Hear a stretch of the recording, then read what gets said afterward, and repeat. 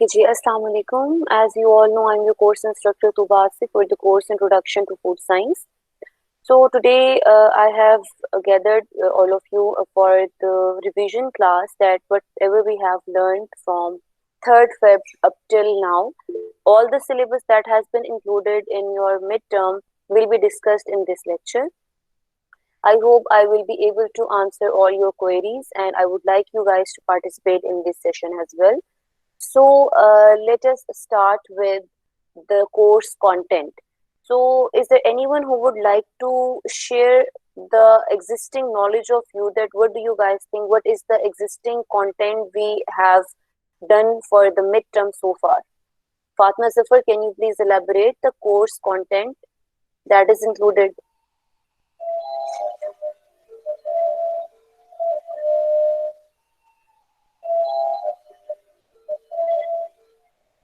Fatma Zafar?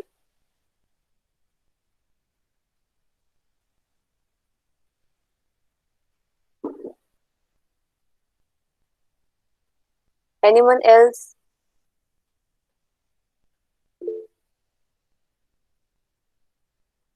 Who would like to share the existing content?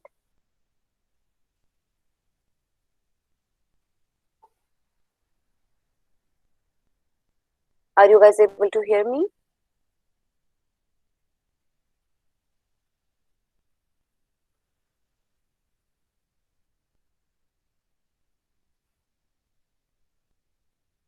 Can you guys hear me? Yes, ma'am.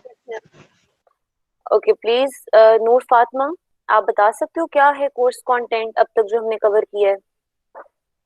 Syllabus बता सकते हो आप? Clear हो इस मामले में?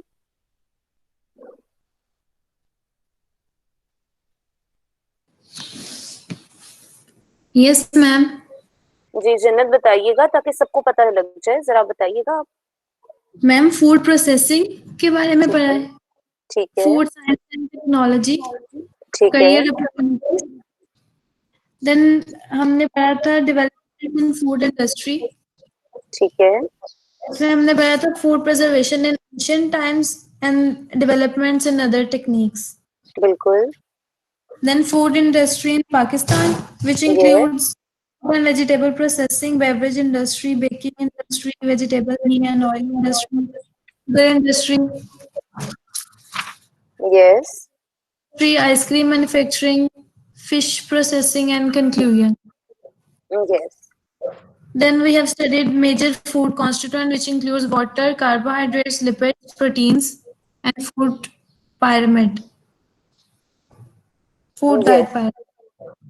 Yes, the presentation was also shared with you guys, and I, in the class work in the first 6 weeks, which were done in the class, I discussed all the major and micronutrients, their basic sources, their basic functions in our body. So I would like to elaborate everything concisely, briefly, that you guys would be able to understand it, and you guys would be able to not repeat the mistakes you guys have done in the mock exam. So first of all, I would like to tell you guys the common mistakes you have done so far in the mock is that you have not attempted the questions that were in the grid form very well. I gave you a question about to match the sources of the nutrients with their food sources, and I think only one or two students were able to answer those questions correctly. तो you need to be very clear in the regard that कौन से nutrient का source क्या है, और ये चीजें हमने क्लास में बहुत दफा डिस्कस की थी। जब आप प्रिपरेशन के लिए बैठे हैं तो प्लीज कीप इन माइंड कि जो चीजें आपकी, एक तो सिर्फ आपकी क्रैमिंग हो गई, आपका कॉन्सेप्ट हो गया जो आपने याद किया है, जो आपका बुक मटेरियल है, जो आपका स्लाइड मटेरियल है, लेकिन एक आपका एनालिटिकल अप्रोच भी होनी चाहिए। अगर मैंने जैसे फॉर इंस्टेंस आपको कार्बोहाइड्रेट के 2 सोर्सेस बताए हैं, तो उन 2 से ज्यादा आप खुद, आपकी सेल्फ स्टडी इतनी होनी चाहिए कि आप खुद से एबल हो कि आप उनके ज्यादा सोर्सेज बता सकें। ठीक है, तो वो मैं साथ साथ आपको एलैबोरेट कर दूंगी। सबसे पहले बिल्कुल हमने स्टार्ट किया था, हमारा कोर्स है, कोर कोर्स है हमारा, फूड साइंस एंड टेक्नोलॉजी। तो फूड साइंस होता क्या है, फूड क्या होता है, फूड के फंक्शंस क्या होते हैं? Food is something that gives you energy, the edible form that gives you energy. अब obviously हम wood को food नहीं कहेंगे, क्यों? क्योंकि wood food की definition पे proper नहीं fit होता. Wood is something that is not edible, that is not being digested, that cannot be absorbed in your blood, that does not provide you with nutrients. So number one, it is not edible. Secondly, food is something that gives you nutrients, that gives you energy for the normal functioning of life. अब normal functioning of life में क्या आ जाता है? It includes कि आपके जो daily procedures हैं वो कर रहे हो. बेटा please start making notes. Whether you are sitting or standing or what in whatever conditions you are there, you need to make notes of this class as well. So food का role क्या है कि it the edible form that provides you with nutrients, it provides you with energy, and उस energy ने क्या करना है? That energy is required to perform the various activities of normal functioning. आपकी body हर time voluntary actions कर रही है, involuntary actions कर रही है, आपके lungs काम कर रहे हैं, आपके heart blood pump कर रहा है, हर चीज के लिए energy required है. तो ये energy food देता है. तो फूड आपकी नीड्स को पूरा करता है. कौन सी नीड्स को पूरा करता है? बेसिकली फूड आपकी मेन जो पहली कोर नीड है वो है आपकी फिजियोलॉजिकल नीड, आपकी बॉडी की नीड है. आप ये नहीं कह सकते कि मैंने 3 दिन आप खाना ना खाएं और चौथे दिन आप कहें कि I don't want to eat food because I don't think I need it. No, you need the food. आपको अपनी एनर्जी लेवल्स मेंटेन करने के लिए फूड चाहिए. तो पहली जो फूड का प्राइम फंक्शन है, प्राइम जो उसकी नीड है, वो फिजियोलॉजिकल नीड है. उसके अलावा फूड की क्या नीड्स हो सकती हैं? फूड की सोशल नीड्स होती हैं. फॉर इंस्टेंस हम कहीं पे जाते हैं तो कॉमन ऑब्जर्वेशन है that when we go to our aunt's house we wait that she will provide us with, she will entertain us with some refreshment. एक हमारा सोशल नॉर्म है, सोशल कल्चर है कि कोई भी फेस्टिविटीज होती हैं, कोई शादी है, कोई फ्यूनरल्स हैं, कोई बर्थडेज हैं, तो फूड आपकी एक सोशल गैदरिंग में एक वे है एंटरटेनमेंट का, एक वे है रिफ्रेशमेंट का. तो सोशल नीड्स पूरी करता है. उसके अलावा फूड आपकी इमोशनल नीड्स पूरी करता है. इमोशनल नीड्स कैसे? Sometimes you associate happiness with your food. If you are feeling low, if you are feeling down, तो आप फूड के साथ अच्छा खाएंगे तो आपका मूड अच्छा हो जाता है. तो उसके अलावा फूड आपको सेल्फ रियलाइजेशन पूरी करता है आपकी. आपने इसको पढ़ना है Maslow theory, MASLOW, Maslow theory. Maslow theory में फूड के डिफरेंट फंक्शंस बताए गए हैं. किस तरह से कि सबसे पहले ये आपकी फिजियोलॉजिकल नीड पूरी कर रहा है, आपकी सोशल नीड्स पूरी कर रहा है, आपको सेल्फ रियलाइजेशन दे रहा है. तो कम्युनिटी में सस्टेन करने के लिए फूड का रोल बहुत इंपॉर्टेंट होता है. हम यहाँ पे स्टिक करेंगे सिर्फ ज्यादा फूड की फिजियोलॉजिकल नीड के लिए. फूड में बायो एक्टिव कंपोनेंट्स होते हैं जो वेरियस मेटाबॉलिज्म के जरिए हमारी बॉडी को एनर्जी प्रोवाइड करते हैं. तो वो न्यूट्रिएंट्स आपके they are divided into 2 categories, macro nutrients, micro nutrients. इनके नेम मैक्रो या माइक्रो इनकी इंपॉर्टेंस की वजह से नहीं है that those who are more biological important are the macro. No, they are termed as macro and micronutrients according to their need in the body. Macronutrients are the ones your body require in larger quantities. Micronutrients are the ones जो आपकी body को कम amount में चाहिए होते हैं. Macro में आ जाता है जैसे आपके 3 न्यूट्रिएंट्स मैक्रो में आ जाते हैं, carbohydrates, proteins and fats. Micro में आपके आ जाते हैं विटामिन्स एंड मिनरल्स. फिर वाटर जो है वो आपको कैलोरीज तो नहीं देता, लेकिन water is the 6th nutrient that does not provide you with calories, but that is very essential for all other nutrients and their metabolism. पानी की कैलोरिक वैल्यू 0 है, लेकिन पानी के बगैर कोई और न्यूट्रिएंट सरवाइव नहीं कर सकता, मेटाबोलाइज नहीं कर सकता. और आपकी क्योंकि बॉडी की कंपोजिशन में पानी का बहुत बड़ा रोल है, पानी की बहुत ज्यादा परसेंटेज है, तो पानी तो वैसे ही लाइफ की सस्टेनेबिलिटी के लिए बहुत ही सिग्निफिकेंट है. फिर उसके बाद फूड के फंक्शंस में और क्या आ जाता है? फूड आपकी फिजियोलॉजिकल नीड पूरी कर रहा है, इमोशनल नीड पूरी कर रहा है, फूड आपकी बॉडी को एनर्जी दे रहा है, आपकी बॉडी की सेल ग्रोथ कर रहा है, रिपेयर कर रहा है, मेंटेनेंस कर रहा है. तो देयर आर वेरियस फूड आपके बॉडी टेम्परेचर को रेगुलेट कर रहा है. तो ये सारे काम आपके फूड ने प्रोवाइड करने होते हैं. हमें अपनी बॉडी को जो बॉडी रिजर्व्स हैं न्यूट्रिएंट्स के उनको उनको रिप्लेनिश करना पड़ता है बार बार फूड से। तो फूड साइंस क्या है? फूड साइंस ये है कि हर फूड का बॉडी पे इम्पैक्ट पॉजिटिव नहीं होता। फॉर एग्जाम्पल, जितने आपके हाई कंटेंट है सॉल्ट, ऐसे फूड सोर्सेज जिनमें सॉल्ट कंटेंट बहुत ज्यादा होता है, वो आपकी बॉडी के लिए हार्मफुल है। अब ये हमें कैसे पता लगा कि ज्यादा सॉल्ट लेना हाइपरटेंसिव करता है, हाई ब्लड प्रेशर कॉज करता है? ये हमें कैसे पता लगा? ये हमें ऐसे पता लगा कि हमने फूड के ऊपर रिसर्च की। फूड को सिर्फ एक कलनरी आर्ट्स के तौर पे नहीं लिया, एक सोशल नॉर्म्स के लिए नहीं लिया, कल्चरल रिप्रेजेंटेशन के लिए नहीं लिया, बल्कि हमने अपनी बॉडी रिक्वायरमेंट के साथ उसे एज अ साइंस पढ़ा। तो हमें पता लगा कि फूड में जो न्यूट्रिएंट्स हैं वो बॉडी के ऊपर हेल्दी इफेक्ट्स भी रखते हैं, हार्मफुल इफेक्ट्स भी रखते हैं। फिर हमें ये भी पता लगा कि हर न्यूट्रिएंट का जो रिस्पॉन्स है वो डिफरेंट है। फॉर एग्जाम्पल, प्रोटीन का रिस्पॉन्स डिफरेंट है एज कम्पेयर टू कार्बोहाइड्रेट्स। अगर उस पर हीट अप्लाई की जाए, प्रोटीन को ज्यादा देर के लिए हीट अप्लाई की जाए तो प्रोटीन डीनेचर हो जाते हैं। विटामिन सी, एस्कॉर्बिक एसिड, उसको जब सनलाइट में रखा जाता है तो उसका न्यूट्रिएंट लॉस हो जाता है। विटामिन ए आपका जो है वो विजन के लिए बहुत इंपॉर्टेंट है और वो भी डिटोरिएट हो जाता है अगर आप उसको बहुत ज्यादा लाइट में रखते हो। तो हमें ये पता लगा कि हर न्यूट्रिएंट का प्रोसेसिंग टेक्निक्स पे डिफरेंट इम्पैक्ट होता है। तो ये तमाम चीजें हम फूड साइंस में पढ़ते हैं। फूड प्रोसेसिंग क्या है? कि रॉ मटेरियल की हैंडलिंग से लेके एंड प्रोडक्ट तक फूड वेरियस प्रोसेसिंग टेक्निक से गुजरता है, जिसमें न्यूट्रिएंट लॉस भी हो सकता है, जिसमें उसके कलर, टेक्सचर, अपीयरेंस लॉस हो सकता है, जिसमें उसकी क्वालिटी इफेक्ट हो सकती है। तो फूड प्रोसेसिंग को पढ़ना क्यों इम्पोर्टेंट है? ताकि हम न्यूट्रिएंट लॉस को मिनिमाइज कर सकें, हम उस पे एंजाइमेटिक एक्टिविटी को रिड्यूस कर सकें, हम माइक्रोबियल डिटोरिएशन को डिक्रीज कर सकें, हम फिजिकल डैमेज को डिक्रीज कर सकें, हम शेल्फ लाइफ इंप्रूव कर सकें। शेल्फ लाइफ क्या होती है? कि एक फूड को कितना टाइम लगता है डिटोरिएशन में। वेरियस फैक्टर्स इम्पैक्ट करते हैं शेल्फ लाइफ पे। फॉर इंस्टेंस, जो मॉइस्चर है वो अट्रैक्ट करता है माइक्रो ऑर्गेनिजम्स को। तो किसी प्रोडक्ट में अगर मॉइस्चर होगा तो वो ज्यादा प्रोन है कि वो जल्दी डिटोरिएट हो जाए।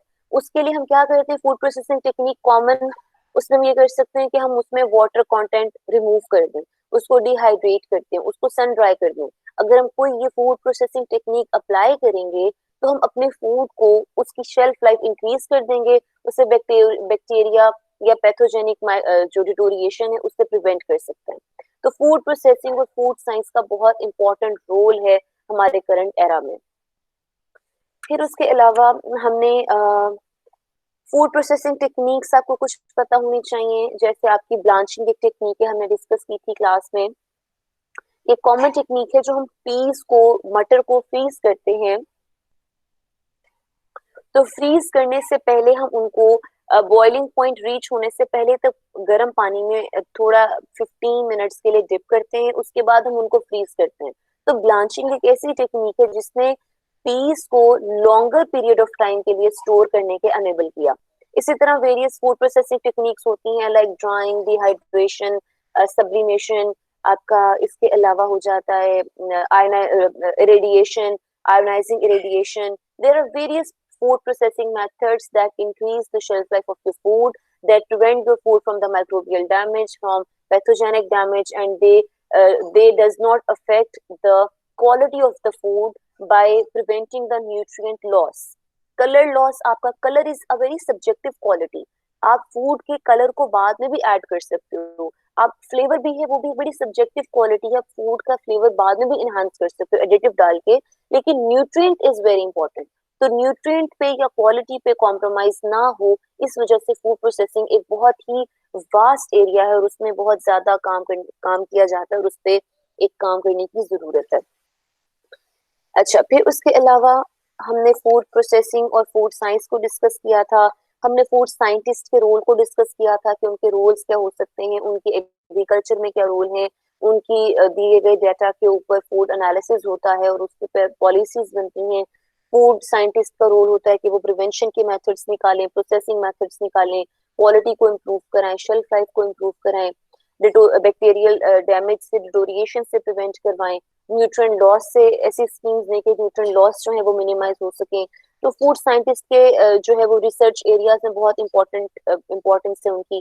टीचिंग में जाते हैं, एग्रीकल्चर में जाते हैं, बायोमेडिकल फील्ड्स में जाते हैं, मेडिसिन में जाते हैं, रिसर्च इंस्टीट्यूट्स में जाते हैं। तो काफी इसकी करियर अपॉर्चुनिटीज काफी ज्यादा होती है। अच्छा, फिर उसके अलावा हमने डिस्कस किया था डेवलपमेंट्स इन फूड इंडस्ट्री। यहाँ पे हमने वेरियस एरास डिस्कस किए थे। जैसे हमने डिस्कस किया था कि स्टार्ट से ही इंसान, जो ओल्ड स्टोन एज है, तब से ही इंसान फूड को प्रिजर्व करने के मेथड सोचता है, उसको देखता है कि वो किस तरह से अपने फूड को प्रिजर्व कर सकता है, डैमेज से बचा सकता है और उसे लॉन्गर टाइम के लिए इस्तेमाल कर सकता है। तो ओल्ड स्टोन एज में क्योंकि तब चीजें इतनी एस्टेब्लिश नहीं थी, तब इतनी टेक्निक्स नहीं थी, तो ज्यादातर मेथड जो फार्मर्स यूज करते थे वो चीजों को ड्राई कर लेते थे। जब वो ड्राई करेंगे तो ऑब्वियसली मैंने उसका रीजन आपको बता दिया है कि मॉइस्चर कंटेंट अगर हम रिमूव कर दें या कम कर दें तो डैमेज से बचा जा सकता है। तो मॉइस्चर कंटेंट खत्म करते थे और जिसकी वजह से वो बेहतर तरीके से अपने फूड को चला सकते थे। तो ओल्ड स्टोन एज में या पेलियोलिथिक पीरियड में जो ड्राइंग थी वो बड़ा कॉमन मेथड था। फिर उसके अलावा जो मिडिल स्टोन एज था उसमें चीजों की वैरायटी, उनकी कंजम्पशन ज्यादा हो गई, फूड की डाइवर्सिटी इंक्रीज हो गई। उसमें फिश को बॉईल करना, फिश को ड्राई करना, उसके अलावा फूड को जो है ना वो ठंडा रखना, और ठंडा रखने से उसकी न्यूट्रिएंट जो है लॉसेस उनको मिनिमाइज करना, इसका थोड़ा ट्रेंड आ गया था। न्यूलिथिक पीरियड में, जिसका जो न्यू स्टोन एज भी कहलाता है, उसमें लोग जो है वो विलेजेस में सेटल होने लग गए थे और वो कल्टीवेशन की तरफ आ गए थे, फूड को कल्टीवेट करना, उसकी यील्डिंग प्रोड्यूस करना, इंक्रीज करना, उस तरफ आ गए थे। और अराउंड आपके 6000 BC जो लेवनिंग ब्रेड है उसका थोड़ा ट्रेंड आ गया था। ब्रॉन्ज पीरियड जो आपका ऑलमोस्ट 3500 बिफोर क्राइस्ट है, उसमें इंसान जो है ही started to establish in the cities, लोगों का इकट्ठे रहने का ट्रेंड थोड़ा बढ़ गया था। उसमें बेकिंग आ गई थी, केक की प्रिपरेशन आ गई थी, पेस्ट्रीज की प्रिपरेशन आ गई थी, फर्मेंटेड ग्रेप से वाइन की प्रोडक्शन स्टार्ट हो गई थी। इसी तरह वाइन की production from corn and millet ये इंक्रीज हो गई थी ब्रॉन्ज पीरियड में।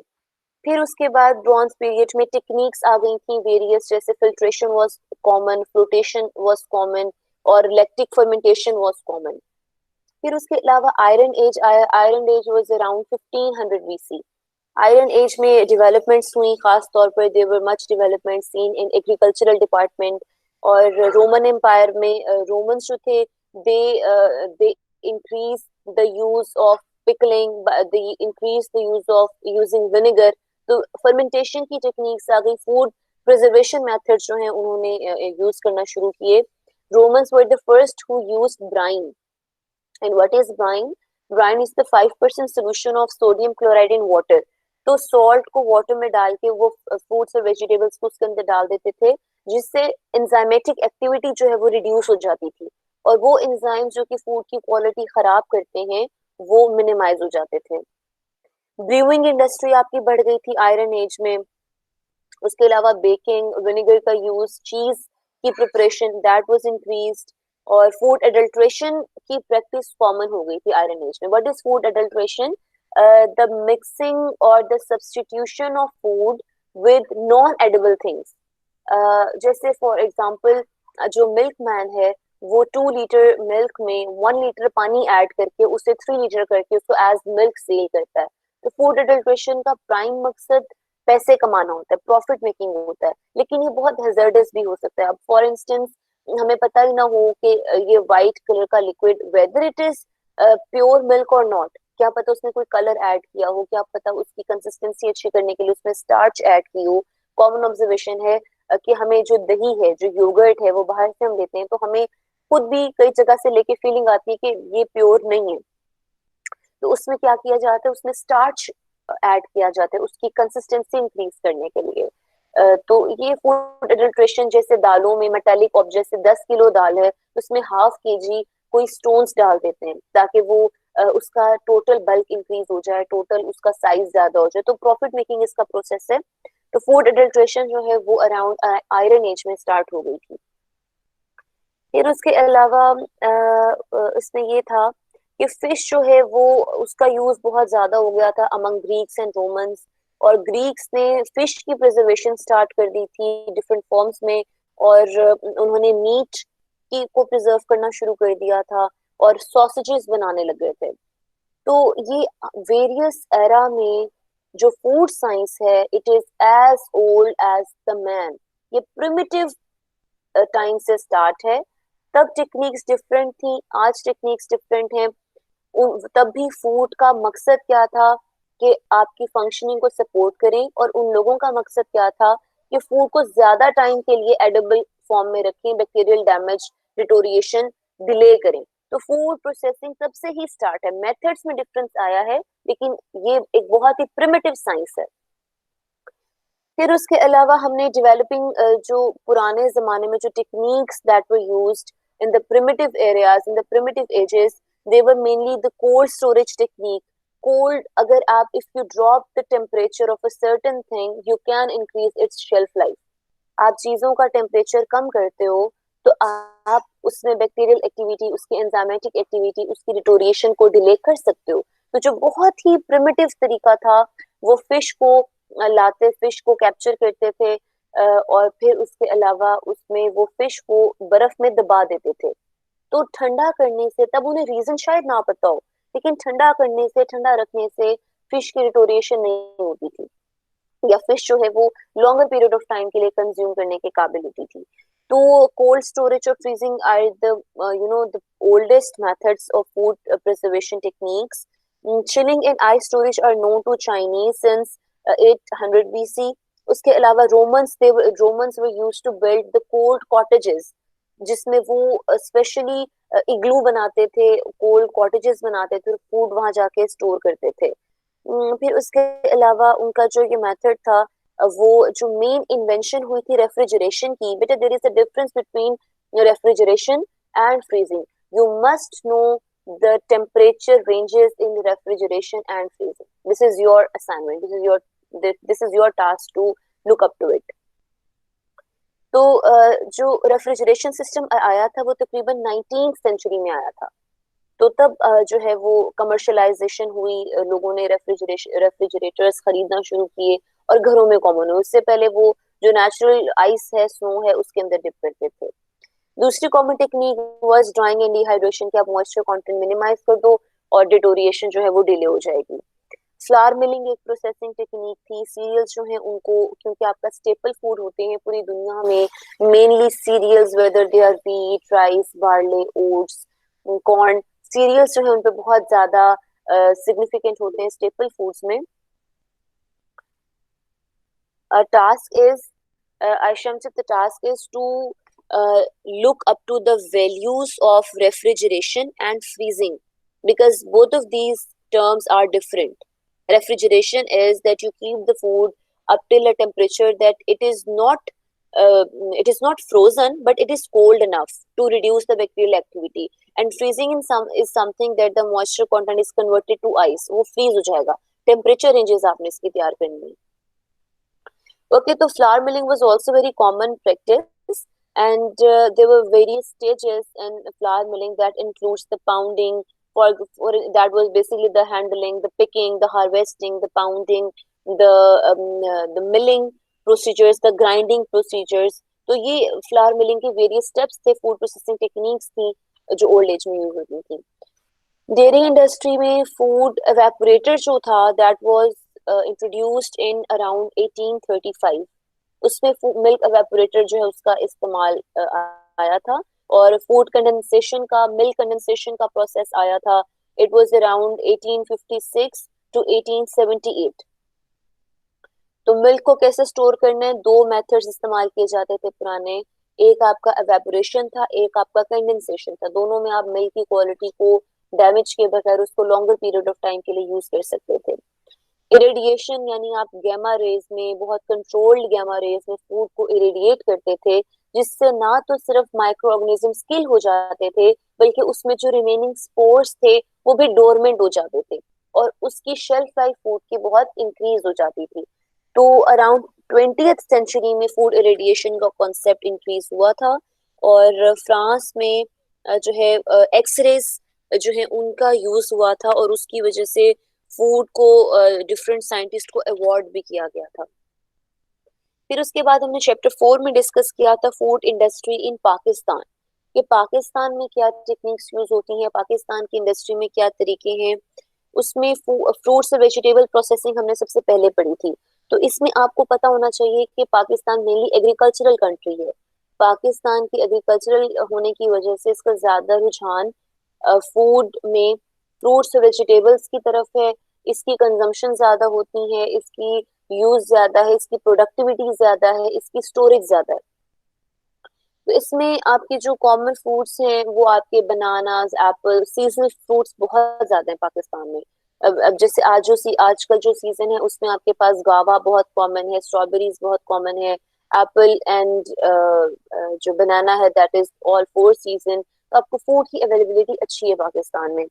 इसी तरह वेजिटेबल्स भी, क्योंकि एग्रीकल्चरल कंट्री है तो वेजिटेबल्स की अवेलेबिलिटी भी रहती है। तो लोगों का जो इस्तेमाल है फ्रूट्स का वो एज सच डायरेक्ट कंजम्पशन भी है, और फ्रूट जूसेस भी है, जैम्स भी है, जेलीज भी है, डेजर्ट्स में भी डलता है फ्रूट। इसी तरह वेजिटेबल्स जो हैं वो सिर्फ कंजम्पशन में भी यूज हो रही हैं, उसके अलावा वेजिटेबल्स की पिकलिंग की जा रही है, उनकी अभी वेरियस पेस्ट बनाए जा रहे हैं जिसकी वजह से वो फर्दर इस्तेमाल होती है। वेरियस कंपनीज हैं पाकिस्तान में जो काम कर रही हैं, फॉर एग्जांपल मिचल्स है, अहमद फूड्स हैं, सलमान हैं, शिजान इंटरनेशनल्स हैं। ये फ्रूट्स वेजिटेबल्स डिफरेंट जो हैं उनकी मार्मलेड्स, जैम, जेलीज, उनकी पेस्ट, ये तमाम चीजें बना रहे हैं। जो ड्राइड फ्रूट्स हैं जैसे फिग्स, रेजिन्स, प्रून्स, डेट्स, ये अब पाकिस्तान में केपीके और खासतौर पर नॉर्दर्न एरियाज में प्रोड्यूस हो रहे हैं। इनकी ज्यादातर सन ड्राइंग टेक्निक की जा रही है। आप देखते हो डेट्स की सन ड्राइंग टेक्निक करते हो तो उनका शेल्फ लाइफ इंक्रीज हो जाती है। Common dehydration is also very common. तो मार्केट में डिफरेंट फ्रूट्स और वेजिटेबल्स अवेलेबल हैं जो various food techniques, food processing techniques के बाद आते हैं, और जैम, जेलीज और सॉसेस, केचप्स वगैरह ये इसकी फॉर्म में इस्तेमाल हो रहे हैं। इनकी कोल्ड स्टोरेज भी की जा रही है। जैसे जब ये मेन मंडी से आते हैं तो जो वेंडर्स हैं या जो आगे सप्लायर्स हैं, जो रिटेलर्स हैं, वो उनको कोल्ड स्टोरेज एरियाज में रखते हैं। तो एक कोल्ड स्टोरेज प्रोसेसिंग टेक्निक भी इस्तेमाल हो रही है इनकी स्टोरेज के लिए। फिर बेवरेज इंडस्ट्री में कार्बोनेटेड बेवरेजेस जो है वो पाकिस्तान में मैन्युफैक्चर हो रहे हैं using water, sugar, organic acids, flavours and colours. उसमें कार्बन डाइऑक्साइड का एडिशन भी किया जाता है, that is why the term carbonated is given. फिर उसमें आपके इंटरनेशनल ब्रांड्स बहुत ज्यादा आ गए हैं, जैसे Pepsi, PepsiCo, Coca Cola, Mirinda, seven up, काफी सारे हैं, आरसी कोला। जो पाकिस्तान के लोकल हैं वो भी बहुत इम्प्रूव्ड हैं, जैसे गोरमे हो गया, आरसी कोला हो गया, और डिफरेंट जो आपकी कन्फेक्शनरी बेकरीज हैं उनकी अपनी जो है वो शुगरी ड्रिंक्स हैं, उनकी शुगरी बेवरेजेस हैं, वो बहुत कॉमन हो गए हैं। फिर उसके अलावा wheat and grain milling industry था। इसमें हमने डिस्कस किया था कि पाकिस्तान का जो मेन सीरियल्स हैं they are wheat, rice, corn and other cereals. उसमें जो पंजाब और सिंध है वो यील्डिंग कर रहा है, वो प्रोड्यूस कर रहा है, और ऑलमोस्ट आपका बड़े अच्छे रेगुलेशन में है द प्रोडक्शन ऑफ आटा। जो आपका आटा है, जो व्हीट फ्लावर है, वो आप अच्छी प्रोडक्शन है उसकी। उसमें राइस मिलिंग की आपके पास है ऑप्शन, पॉलिशिंग होती है राइस की, राइस की वेरियस टाइप्स हैं, ब्रान का रिमूवल होता है। तो मेन पर्पस क्या है कि न्यूट्रिएंट लॉस मिनिमल हो लेकिन क्वालिटी जो है वो अच्छी हो। बेकिंग इंडस्ट्री पाकिस्तान की बहुत फ्लरिश कर रही है। इसके अलावा स्नैक फूड इंडस्ट्री है, वेजिटेबल एंड घी इंडस्ट्री थी, शुगर इंडस्ट्री थी, कन्फेक्शनरी इंडस्ट्री थी, dairy industry, ice cream industry, meat and poultry, fish processing and then आप में से would anyone like to discuss about the fish processing? If you guys have made the notes of the actual lecture तो fish processing कोई बताएगा?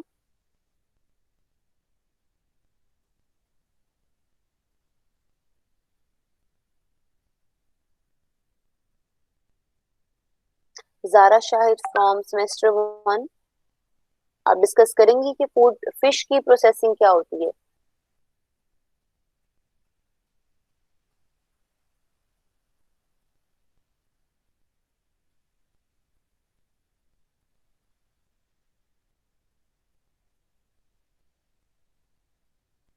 Zara Shahid, can you hear me?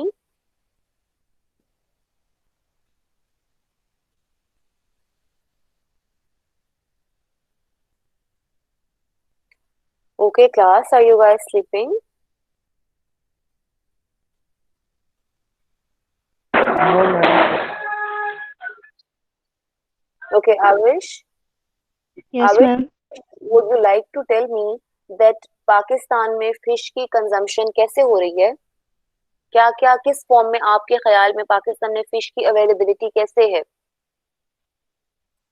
Ma'am Pakistan में दो district there are two district grounds in Pakistan through which fish are supplied. First is coastal line covering Makran, which is in Balochistan, and the coast of Karachi.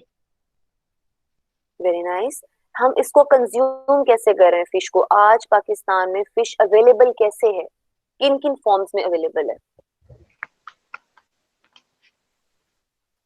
एक तो आपकी direct fish है जो आपकी fish farming से आती है और हम उसको परचेज करते हैं और घर में उसको कुक Yes, करते हैं। ma'am. उसके अलावा मैम कैंस में भी मिल रही है यस, प्रिजर्व फॉर्म में। हाँ, अब कैन में कैसे आई?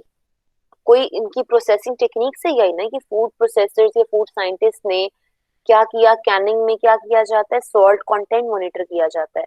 वो सॉल्ट क्या करता है? वो मैम प्रिजर्वेशन में हेल्प करता है, उसकी कैसे क्यूरिंग करता कैसे है। करेगा? क्यूरिंग बिल्कुल ब्राइन का सोल्यूशन होता है, क्योर करता है। कैसे उस आपके ख्याल में सॉल्ट डालने से क्या फायदा होता है? मैम सॉल्ट डालने से उसके अंदर जो पानी होता है फिश के अंदर वो बाहर निकल जाता है और वो ठीक फिर है। उसका। Yes ma'am. अच्छा, नहीं, सॉल्ट डालने से ये हो सकता है कि जो एंजाइम्स हैं जो स्पॉइलेज कॉज करते हैं उनकी एक्टिविटी बंद हो जाती है। Yes ma'am. Enzymatic activity reduce हो जाती है और माइक्रोबियल डैमेज यानी एंजाइम के अलावा बैक्टीरिया और पैथोजेंस भी तो हैं। शेल्फ लाइफ इंक्रीज हो जाती है। बिल्कुल गुरुतुलैन ठीक कह रही हैं। गुरुतुलैन, आप मुझे बता सकती हैं कि मीट जो आपकी डेयरी इंडस्ट्री है उसमें क्या टेक्निक्स हैं या पाकिस्तान की डेयरी इंडस्ट्री कैसी है? मैम पाकिस्तान में डेयरी इंडस्ट्री में ज़्यादातर आपको खुद भी आते हैं कि वो मिलावट वगैरह काफ़ी ज़्यादा होती है, लेकिन फिर भी काफ़ी ज़्यादा फ्लरिश्ड है। इससे हम बहुत ज़्यादा ब्रांड्स होते हैं हमारे पास, जैसे नीडो वगैरह ऐसे, जिसमें डिहाइड्रेशन की जाती है और इसको पाउडर फॉर्म में कन्वर्ट कर देते हैं ताकि ये मतलब इजीली यूज़ हो सके। उसमें थोड़े से केमिकल रिएक्शंस वगैरह होते हैं। इसके अलावा भी काफ़ी जैसे मिल्क पैक वगैरह ऑल टेट्रा पर्स। पैकेजिंग बहुत कॉमन है पाकिस्तान जी में। जी। ठीक हो गया, वेरी नाइस। अच्छा, कन्फेक्शनरी इंडस्ट्री क्या होती है? मरियम खुरम, आप बता सकती हैं कन्फेक्शनरी इंडस्ट्री होती क्या है? मैम कन्फेक्शनरी इंडस्ट्री में जैसे स्वीट्स, कैंडीज और जो हमारे पास जैसे चॉकलेट्स वगैरह है, तो ये हमारे पास कन्फेक्शनरी इंडस्ट्री में आते हैं। ये स्मॉल स्केल पे काम कर रही हैं। ठीक है, कोई आप स्वीट मीट्स के नाम बताएंगी? मैम इक्लेयर्स जैसे मिचेल्स। हाँ, ये तो हो गई ना, कैंडीज एंड टॉफीज में आ गया। स्वीट मीट, मिठाइयाँ। सॉरी मैम आपकी मिठाई, आवाज नहीं आई। मैं कह रही हूँ स्वीट मीट्स में जो आपके लोकल वेंडर्स हैं उनमें बड़ा कॉमन है जलेबी, गुलाब जामुन, लड्डू। इनका ट्रेंड रसमलाई। पाकिस्तान में रसमलाई, एग्जैक्टली। तो there are so many items that are being available in the market. तो ये कन्फेक्शनरी में ये आप सारे मेंशन करोगे कि पाकिस्तान की जो कन्फेक्शनरी इंडस्ट्री है वो फ्लरिश्ड है। लोकली बहुत ज्यादा इसकी कंजम्पशन है, इंटरनेशनल ब्रांड्स इतने ज्यादा नहीं है। तो अगर आप इसको समराइज करते हो हर चीज को, तो मरियम खुरम, पाकिस्तान की जो फूड इंडस्ट्रीज हैं, जो फूड प्रोसेसिंग इंडस्ट्री है, उनको आप कंक्लूजन क्या निकालोगे?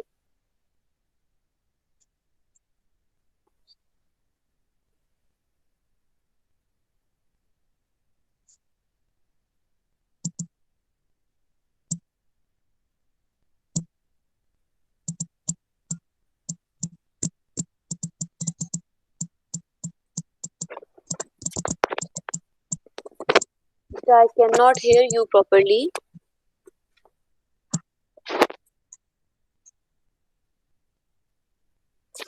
Okay. Kurutulan, can you hear me? Yes ma'am. अच्छा, आप बताएंगी कि पाकिस्तान में, आप अगर मैं ये क्वेश्चन देती हूँ पेपर में कि पाकिस्तान की जो फूड इंडस्ट्रीज हैं यस मैम। उनके बारे में नहीं मैं पूछ रही, लेकिन मैं कंक्लूजन पूछ रही हूँ, तो क्या मैम कंक्लूजन निकालोगे? अगर आप कहेंगे उनको कंक्लूड करें तो हम यही कहेंगे कि उसको थोड़ा सा हमें फ्लरिश करना चाहिए, कुछ उसमें नई टेक्निक्स डेवलप करनी चाहिए जिसके ज़रिए मतलब एक आपको कोई चीज़ न्यू आइटम होगा तो उसकी तरफ मतलब पब्लिक ज़्यादा मतलब करती है, इंटरेस्ट ज़्यादा डेवलप होता है। तो अगर हम ऐसे मतलब उसको थोड़ा सा सेट करें और ताकि नई टेक्निक्स आ जाएं और कुछ ऐसे वेज निकालें जिससे उसकी मतलब शेल्फ लाइफ भी इंक्रीज की हाँ, जा सके। बिल्कुल बिल्कुल, शाबाश। आई वुड रिकमेंड, अगर आपको ये क्वेश्चन आता है तो ऐसे यस अटेम्प्ट करो कि आप ना हर इंडस्ट्री की अकॉर्डिंगली करो। जैसे अगर मैं बात करूं तो मैं कहूंगी कि जो स्वीट इंडस्ट्री है उसमें इंटरनेशनल ब्रांड्स नहीं है, लेकिन लोकली ये बहुत फ्लरिश्ड है। लेकिन इसमें हैंडलिंग का बहुत बड़ा मसला है। हाइजेनिक कंडीशंस कई फूड प्रोसेसर यूज नहीं कर रहे स्वीट मीट में। डेयरी इंडस्ट्री की बात करें तो ये बहुत फ्लरिश्ड है, क्योंकि यहाँ पे फार्म्स बहुत ज्यादा हैं, मिल्क फार्म बहुत अच्छे हैं, बहुत अच्छे प्लांट्स लगे हुए हैं, टेट्रा पैकेजिंग बहुत अच्छी है, इंटरनेशनल स्पॉन्सर्स हैं, तो milk industry is very nice. Milk को कैसे दिया जा रहा है? आपकी होल फॉर्म में दिया जा रहा है, आपकी कंडेंस फॉर्म में दिया जा रहा है, आपकी एवेपोरेटेड फॉर्म में दिया जा रहा है, आपकी उसमें एडिटिव फॉर्म में दिया जा रहा है कि मिल्क में आयरन सब्स्टिट्यूट करके, फूड फोर्टिफिकेशन करके। बेटा ये भी आपने टर्म्स तैयार करनी है, food fortification, food enrichment, food supplementation, और क्या होता है, हाँ ये तीन भी आपने तैयार करनी है। फूड एडिटिव्स, फूड प्रिजर्वेटिव्स में डिफरेंस तैयार करना है। अच्छा, फिर आप फिश प्रोसेसिंग में बता सकते हो कि फिश की जो सीजनल है, फिश का काम ज्यादातर सीजनल है, लेकिन फिश भी आपको कैन में भी मिल रही है, होल में, रॉ में भी मिल रही है। आइसक्रीम में आपके बहुत ज्यादा लोकल ब्रांड्स भी हैं, इंटरनेशनल ब्रांड्स भी हैं। शुगर इंडस्ट्री में आपकी प्रोडक्शन भी बहुत ज्यादा है, और शुगर इंडस्ट्री बहुत फ्लरिश्ड है कि आपकी शुगर एक्सपोर्ट होती है, एक्सपोर्ट क्वालिटी शुगर है आपकी। और लेकिन इसमें आप थोड़ा सा ये भी बता सकते हो कि जो कुकिंग टेक्निक्स हैं उस पे अवेयरनेस देना इज इम्पोर्टेंट। कि जैसे वेजिटेबल्स बहुत ज्यादा हैं, हर घर में बनती भी हैं, लेकिन कुकिंग मेथड में, फूड प्रोसेसिंग के हमें रूल्स बेसिक पता होने चाहिए कि फ्रूट्स और वेजिटेबल्स को, अगर आप ज्यादा वेजिटेबल्स को कुक करते हो तो उसका न्यूट्रिएंट लॉस हो जाता है। तो ये कॉमन प्रैक्टिसेस की अवेयरनेस देना is important. Noor Fatma beta, I discussed about food supplementation, food addition, preservatives, additives, food coloring, food adulteration, food enrichment, and और मैंने कोई एक और बोला था, ये मैंने अभी सारे बोले थे। तो this video is being recorded, I would share this video in the classroom as well. तो आप यहाँ मतलब टाइम नोट कर लो, और इस मतलब आप इस टाइम पे आप देख लिएगा, इतने मिनट्स के बाद आप देख लिएगा। ठीक है, तो कंक्लूजन में आपने कोशिश करें कि आप सारी इंडस्ट्रीज के अकॉर्डिंगली बताओ। अच्छा, उसके बाद हमने किया था मैक्रो एंड माइक्रो न्यूट्रिएंट्स पे आए थे। अब मेरी बात ध्यान से सुनिएगा।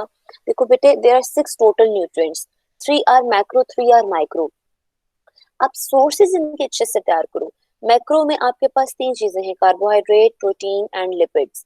Carbohydrates, as the name suggest, carbon, hydrogen and oxygen, जो आपका जमीन से उग रहा है, the things that are being, you know, cultivated, they are harvested, वो आपके यूजुअली कार्बोहाइड्रेट्स होते हैं। जैसे आपके जितने भी स्टेपल्स हैं, wheat, rice, oat, barley, your ये मिलेट, रई, एवरीथिंग जो आपकी जमीन प्रोड्यूस कर रही है, दे आर कार्बोहाइड्रेट्स।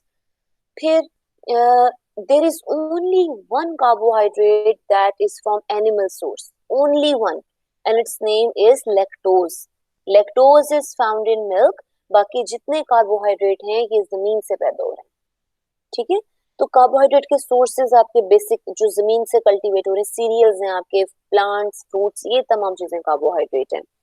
प्रोटीन जो है उनके 3 सोर्सेज हैं मेन, प्लांट सोर्सेज भी हैं, एनिमल सोर्सेज भी हैं, और उसके अलावा मेरीन सोर्सेज भी हैं। प्लांट सोर्सेज में आपकी जितनी भी दालें हैं, जितनी लेंटिल्स, पल्सेस, ग्रेन्स और बीन्स, वो आपकी प्लांट सोर्सेज आते हैं। ठीक है, जितनी भी दालें हैं, जितनी भी बीन्स हैं, मटर, peas are very important source of protein. उसके अलावा बीन्स मैंने बता दिया, soybeans, are the very best quality protein. तो ये आपकी प्लांट सोर्सेज हो गए। एनिमल सोर्सेज में आपके आ जाता है मीट, पोल्ट्री, मिल्क, और आपका आ जाता है एग्स, ये आपके आ जाते हैं एनिमल सोर्सेज। और मरीन सोर्सेज में आपके आ जाते हैं फिश। ठीक है, तो ये मीट, एग्स वगैरह ये आपके एनिमल सोर्सेज में आ जाते हैं, प्रोटीन के सोर्सेज हो गए। फिर उसके अलावा अगर आप लिपिड्स की बात करते हो तो लिपिड्स के भी दो सोर्सेज हैं मेन। एक आपका है प्लांट सोर्स, एक आपका है एनिमल सोर्स। प्लांट सोर्स में जितने भी आपके सीड्स होते हैं, जैसे सनफ्लावर ऑयल, ऑलिव ऑयल, आपके जितने भी ऑयल्स हैं वो प्लांट सोर्स होते हैं। Almond oil, peanut oil, canola oil, तो ये आपके पाम सीड ऑयल, ये आपके सारे जो प्लांट्स से हैं वो आपके जो सीड्स हैं वो आपके प्लांट सोर्सेज हैं। और जो आपके एनिमल से हैं वो आपके जो सॉलिड, जो सैचुरेटेड फैट्स हैं वो आपको एनिमल से मिलते हैं, जैसे सूट हो गया, लार्ड हो गया, मिल्क में आपका सैचुरेटेड फैट होता है, उसके बटर हो गया, मार्जरीन हो गया, ये आपके एनिमल सोर्सेज हैं। तो पहले तो आप सोर्सेज में बहुत क्लियर हो, ठीक है, मैक्रोन्यूट्रिएंट्स के भी और माइक्रोन्यूट्रिएंट्स के भी। ऑब्वियसली भी आपका सेमेस्टर उस लेवल का नहीं है, लेकिन बेसिक्स तो आप अपनी क्लियर रखो ना। जो आपके मैंने इस सेशन में देखा, आपके मॉक में देखा, मैंने बड़ी कॉमनली यही ऑब्जर्व किया कि आप लोगों का सोर्सेज इतने बेहतर नहीं है। तो इन चीजों को जो है ना आप मॉनिटर करें। माइक्रोन्यूट्रिएंट की बात करते हो तो उसमें आपके पास आते हैं विटामिन्स एंड मिनरल्स। मिनरल्स हमने अब इतने ज्यादा डिस्कस नहीं किए थे। मेन अगर मैं आपको मिनरल्स का बताऊं, आपको आयरन का पता होना चाहिए कि आयरन का फंक्शन क्या है। आयरन आपकी बॉडी में हीमोग्लोबिन का इंटीग्रल पार्ट होता है और ये ऑक्सीजन की सप्लाई के लिए इट इज वेरी इंपॉर्टेंट। तो iron has the main role of supplying oxygen to all the tissues in your body by attaching with globin. Globin is a protein, ठीक है। तो आपका आयरन का तो आपका ब्लड में काम हो गया। Calcium is very important mineral, it is required for your bones, for your healthy body metabolism, और mainly bones and teeth health के लिए आपको कैल्शियम चाहिए होता है। Zinc is associated with your immunity. फिर उसके अलावा iron, calcium, zinc, sodium is very important in regulating your blood pressure. Sodium and potassium ये दोनों आपके ब्लड प्रेशर को रेगुलेट करते हैं, ठीक है। तो मिनरल्स हमने अभी इतनी इन डेप्थ डिस्कस नहीं किए थे, बस ये 3-4 आपको पता होने चाहिए। इनकी कोई डेफिशिएंसी डिजीज आपको, जैसे जो अगर आपका आयरन की कमी है, it can lead to anaemia. आपका सोडियम का एक्सेस है, it can make you hypertensive. आपका जो कैल्शियम है उसका एक्सेस है तो टेटनी, लेकिन उसकी कमी है तो ऑस्टियोपोरोसिस, सही है। फिर आपको ये भी थोड़ा याद रखना है कि जो कैल्शियम है वो विटामिन डी के साथ मिलके बोन हेल्थ को मॉनिटर करता है, यानी एक न्यूट्रिएंट को एक और न्यूट्रिएंट की जरूरत होती है। तो मिनरल्स अभी हमने इतनी इन डेप्थ नहीं किए थे, लेकिन ये 3-4 आपको आने चाहिए। कौन से? I would repeat these: calcium, sodium, iron, zinc, potassium. Iron is associated with your blood by providing oxygen to your blood cells and tissues. Calcium is important for the bone health. Sodium and potassium are important in regulating the blood pressure. Zinc is important for the body immunity. Right? फिर उसके अलावा अगर आप vitamins को देखें तो there are 2 classification. Vitamins के जो sources हैं, basically fruits and vegetables are enriched with vitamins. उसमें आपका आप ऑब्वियसली मीट में भी विटामिन्स हैं, लेकिन जो फ्रूट्स एंड वेजिटेबल्स हैं they are the richest source of vitamins, right. उसमें आपके 2 तरह से विटामिन्स होते हैं, आपके fat soluble and water soluble. Fat soluble vitamins are vitamin A, D, E and K, and water soluble vitamins are vitamin B and vitamin C. Water soluble vitamins अगर body में if they are taken in excessive amount, they are not harmful, because आप अगर water soluble है वो ज्यादा खा भी लेते हो तो वो body में through urine excrete out हो जाएंगे। लेकिन fat soluble vitamins if they are taken in excess amount without monitoring for a longer period of time, they deposit in your body and they are very hazardous, ठीक है। जैसे vitamin A जो है वो fat soluble है, it is very important for your vision, for your immunity and for many other functions, but vitamin A excess कर लेते हो तो ये liver में deposit हो जाता है और ये disease cause कर देता है। तो जो जैसे फॉर एग्जांपल प्रेग्नेंट वुमेन है उनमें विटामिन ए के सप्लीमेंटेशन बहुत ही मॉनिटरिंग के बाद देने जाने को कहा जाता है कि ये ना हो कि वो कर दें, उसमें कोई मसला कर दें, उसमें फीचर्स की डेवलपमेंट और ग्रोथ को हैम्पर कर दें। अच्छा, फिर जो आपके फैट सॉल्युबल विटामिन, अगर विटामिन ए है, इनके रोल, बेसिक रोल याद रखने हैं। विटामिन ए आपकी विजन को सपोर्ट कर रहा है, राइट। विटामिन डी आपकी बोन हेल्थ को सपोर्ट कर रहा है along with calcium. Vitamin E आपका एंटीऑक्सीडेंट है। विटामिन के आपका ब्लड क्लॉटिंग फैक्टर है और एंटीऑक्सीडेंट भी है। विटामिन ए के सोर्सेज में आपकी आ जाते हैं येलो एंड ऑरेंज वेजिटेबल्स, जैसे कैरेट, कैरोटीन है, कैरेट्स जो है, कैप्सिकम है, ये बड़ी अच्छी सोर्स है विटामिन ए के। विटामिन जो डी है, उसके सोर्सेज, मेन सोर्स उसका सनलाइट है। विटामिन ई आपके यूजुअली तमाम फ्रूट्स एंड वेजिटेबल्स में होता है। विटामिन के भी आपका तमाम फ्रूट्स एंड वेजिटेबल्स में होता है, स्पिनच में होता है, ग्रीन लीफी वेजिटेबल्स में विटामिन के होता है, ठीक है। अच्छा, उसके बाद आ जाते हो आप वाटर सॉल्युबल में। जो विटामिन सी है वो सिट्रस फ्रूट्स में होता है। विटामिन सी के बहुत ज्यादा फंक्शंस हैं, एक एंटीऑक्सीडेंट है, इम्यूनिटी बूस्टर है, एंटी प्रोलिफरेटिव इसके इफेक्ट्स होते हैं। तो विटामिन सी आपकी बॉडी में कई जगह पे आपका कोफैक्टर के तौर पे यूज होता है, लेकिन बहुत ही सेंसिटिव न्यूट्रिएंट है विटामिन सी। ये एक्सपोजर टू सनलाइट में डिस्ट्रॉय हो जाता है, एक्सपोजर टू एक्सेस लाइट में डिस्ट्रॉय हो जाता है, एक्सपोजर टू एक्सेस हीट में डिस्ट्रॉय हो जाता है। तो being the student of food science, you must no that how you can prevent vitamin C content in a food। तो जैसे ऑरेंजेस को कहा जाता है कि एक तो आप ऑरेंजेस को कुक नहीं करते, कुकिंग मेथड्स में आप ऑरेंज को नहीं लेके आते या विटामिन सी लॉस ना हो जाए, आप उसको सनलाइट में इतना एक्सपोज नहीं करते, आप उसको वाटर के साथ तो डाल सकते हो लेकिन आप उसको हीट नहीं करते। तो ये हमें फूड प्रोसेसर्स के तौर पर हमें ये बातें मेन पता होनी चाहिए। अच्छा, विटामिन बी की अगर बात करते हो तो उसकी हम इन डेप्थ में नहीं जाएंगे। विटामिन बी को आप यूजुअली कहते हैं vitamin B complex, because it includes a whole range of vitamin B. For example, vitamin B1, B2, B3, vitamin B9, folic acid, vitamin B12। तो vitamin B जो है वो आगे से उसकी बहुत ज्यादा क्लासिफिकेशन है, वो इन डेप्थ नहीं जाएंगे। हमने मेनली किए हैं mids the carbohydrates, proteins and fats. आपने क्या तैयार करना है इनका? आपने इनका मेनली इनके फूड सोर्सेस, इनके फंक्शंस, इनकी क्लासिफिकेशन और इनकी फूड प्रोसेसिंग टेक्निक्स।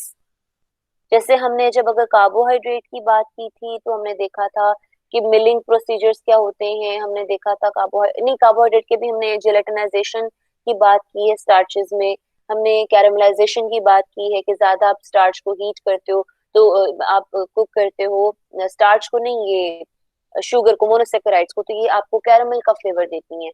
तो जो कैरामल की आपकी फूड इंडस्ट्री में बहुत इंपॉर्टेंट रोल है, हर कंफेक्शनरी आइटम में कैरामल डल रहा होता है। तो आपने इनकी प्रोसेसिंग देखनी है कार्बोहाइड्रेट्स की। फिर इसके तरह आपने प्रोटीन की इफेक्ट देखने हैं कि प्रोटीन एक्सेस हीट पे डीनेचर हो जाती है, प्रोटीन जो है वो वेरियस एंजाइम्स में क्या रिस्पॉन्ड करती है, ये आपने प्रोसेसिंग टेक्निक प्रोटीन्स के ऊपर देखनी। ये भी हमने आपके मैंने स्लाइड्स शेयर की थी, वहां पे आप देखोगे। इसी तरह जो लिपिड्स हैं उसमें हमने रैंसिडिटी को थोड़ा इन डेप्थ पढ़ा था, हमने हाइड्रोजनेशन को पढ़ा था, कैटालिटिक एक्टिविटी को पढ़ा था। ये तमाम चीजें आपने थोड़ा सा डिस्कस करनी है। वाटर हमने किया था, वाटर के हमने फंक्शंस देखने हैं, कंटेंट देखना है। कार्बोहाइड्रेट्स में हमने क्लासिफिकेशन बड़ी इन डेप्थ पढ़ी थी कि monosaccharide, oligosaccharide and then polysaccharides. मैंने इसकी स्लाइड्स भी आपके साथ शेयर की हुई हैं, आप वो भी देख सकते हो।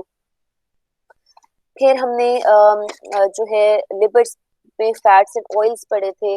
आपके मिड टर्म में एक बहुत बड़ा जो आप सब ज्यादातर बच्चों का प्रॉब्लम था, the question given was difference in saturated and unsaturated fat, and the answer you guys wrote was all about saturated fatty acid and unsaturated fatty acids.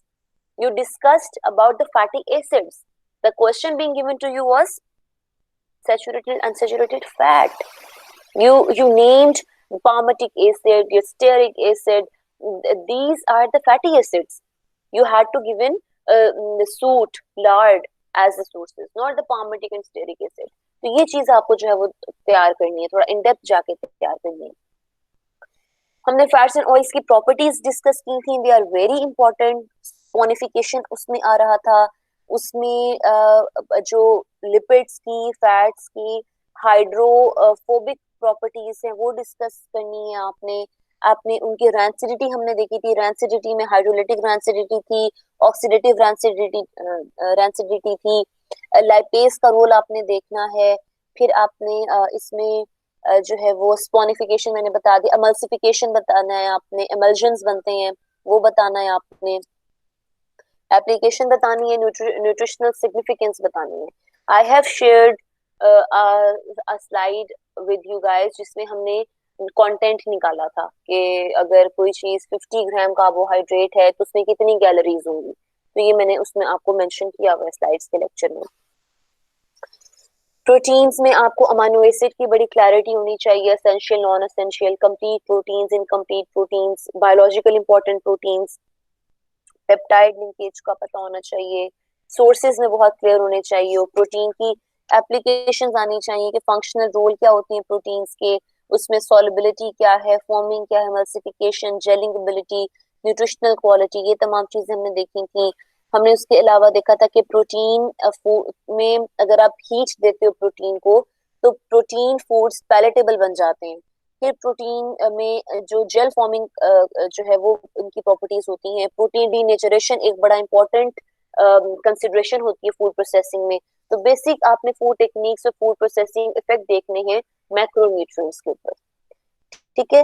तो now I would like to conclude this session due to the timing issue, but I hope you guys would have learned a lot. If you have any queries regarding the midterm, regarding your course content, regarding any, if you guys have any ambiguity, you can ask. Okay, beta, hydrolysis, there are no types of hydrolysis. Hydrolysis is something that if you add water in something, it breaks down. I talked about the type of rancidity, that there are two types of rancidity. Rancidity is the property of fats. तो rancidity दो तरह से होती है, एक आपकी होती है हाइड्रोलिटिक rancidity और एक आपकी होती है एंजाइमेटिक rancidity। ये मैंने डिस्कस किया है।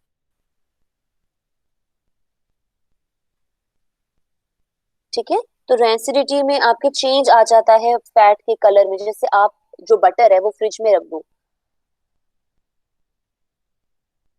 no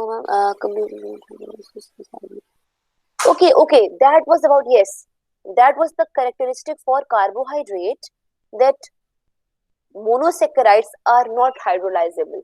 जो monosaccharides हैं they are the simplest sugar। अब देखो एक माइन्यूट सबसे छोटा पार्ट है किसी मैटर का, वो आगे टूट ही नहीं सकता। तो मोनोसेकेराइड क्योंकि सिंपलेस्ट शुगर्स होते हैं वो आगे टूट ही नहीं सकते, तो वो हाइड्रोलाइज होंगे ही नहीं। लेकिन हाइड्रोलाइज जो कंप्लीट हाइड्रोलिसिस या पार्शियल हाइड्रोलिसिस है उसमें जो आपके ओलिगोसेकेराइड हैं उनमें आप जब वाटर डालते हो, ज़रा मैं बताती हूँ, जब आप वाटर डालते हो तो आपका जो है वो कंटेंट आपका क्या मैं बता रही थी, हाँ, हाइड्रोलिसिस आपकी दो तरह से होती है, कंप्लीट होती है या होती ही नहीं है। मोनोसेकेराइड क्योंकि सिंपलेस्ट है उनकी हाइड्रोलिसिस होगी नहीं, आप वाटर डालोगे वो ब्रेक डाउन होगा ही नहीं क्योंकि वो ऑलरेडी सिंपल है। लेकिन ओलिगोसेकेराइड में जब आप वाटर डालते हो तो आपको 2 to 9 units of monosaccharide yield होते हैं। ये पॉलीसेकेराइड में जब आप वाटर डालते हो तो up two thousands of glucose units आपके यील्ड होते हैं। तो किसी चीज में पानी डालो और उस चीज का ब्रेकडाउन हो जाए, दैट इज हाइड्रोलिसिस। ज़रा कार्बोहाइड्रेट्स की जो स्लाइड्स मैंने डाली हैं they are not included, but जो मैंने आपको कोर्स से पढ़ाया था, जो मैंने आपको क्लास में पढ़ाया था, जो मैंने सारा डिस्कस किया था मेन, वो सब कुछ आएगा जिसमें हमने क्लासिफिकेशन पढ़ी है। देखो मैंने भी बताया, मैं दोबारा रिपीट करती हूँ, कार्बोहाइड्रेट, प्रोटीन, लिपिड्स, इनके आपने क्या क्या तैयार करने हैं। आपने इनके फंक्शंस, इनके सोर्सेज, इनकी बायोलॉजिकल इंपॉर्टेंस, इनकी क्लासिफिकेशन और इनकी फूड प्रोसेसिंग टेक्निक्स, ये आपने 5 एरियाज कवर करने हैं।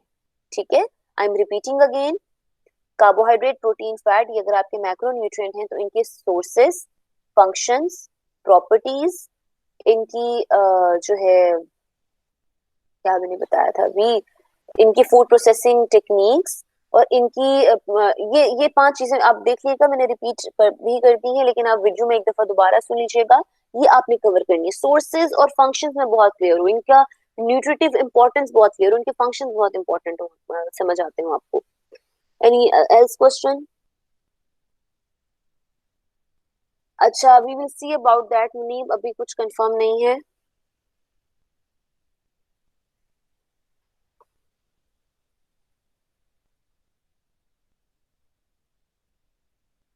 लिपिड आइसोलेशन, बेटा this is something, lipid isolation में आप ये करते हो, आप आई डोंट नो कि आपका ये टर्म आपका मतलब क्या है, लेकिन बायोकेमिस्ट्री में हम ना कई चीजों में से लिपिड रिमूव करते हैं, लिपिड का कंटेंट रिड्यूस करते हैं। इसको यूजुअली आपका एक एंजाइम है that is lipase. Lipase fats और ऑयल्स में नेचुरली पाया जाता है, तो लाइपेज एक्ट करता है लिपिड्स के ऊपर और उसको डाइजेस्ट कर देता है, उससे आप आइसोलेट कर सकते हो।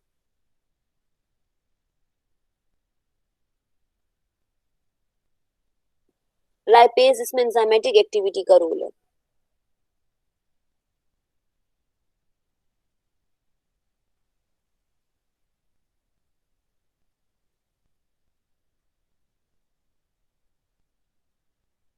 जी ज़ारा, जो मिड टर्म का सिलेबस है वही मिड्स में आएगा, मॉक में भी वही था।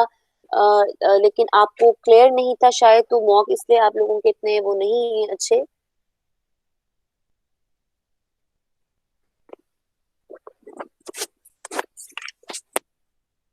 ठीक है, तो I think that's enough for today. I hope this has been an informative session for you guys. If you have any queries, I will upload this video in the classroom. You can ask me there. Thank you so much. Take care of yourselves.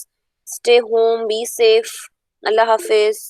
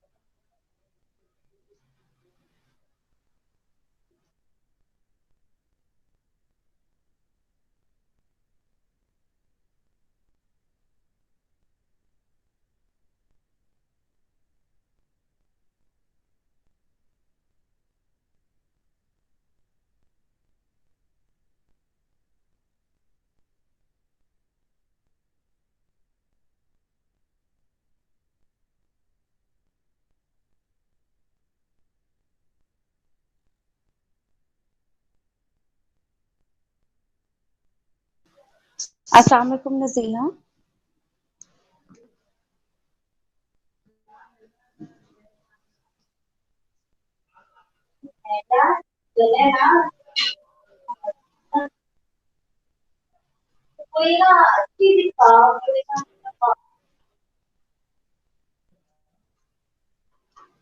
नज़ीहा,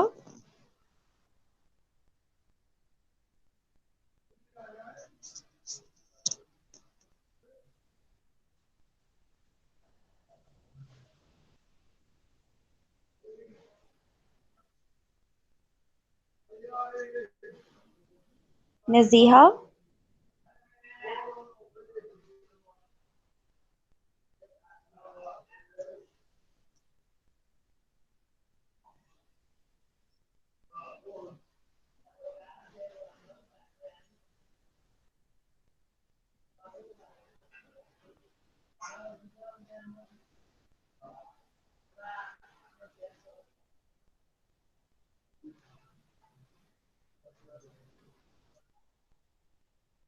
record हो रहा है ये वाला भी।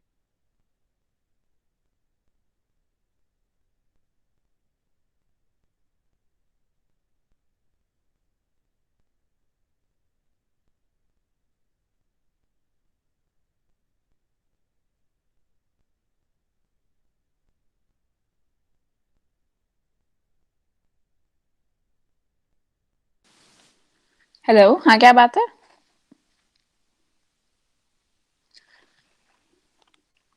नज़ीहा, मैंने ये पूछना था कि जो हम लोगों के एमसीक्यूज थे, हम लोगों ने वही जो वो भी हम याद कर लें।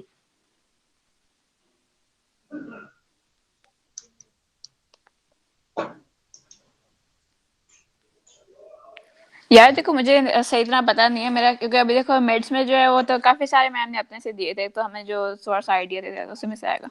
रिकॉर्ड कौन कर रहा है? पता नहीं।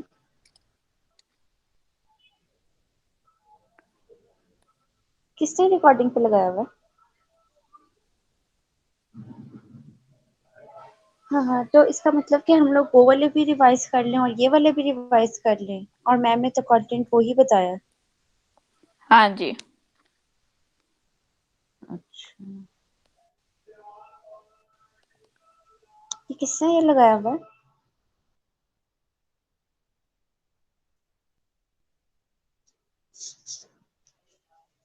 अच्छा, जो मैम अब अपलोड करेंगी वो क्या इंक्लूड होंगी?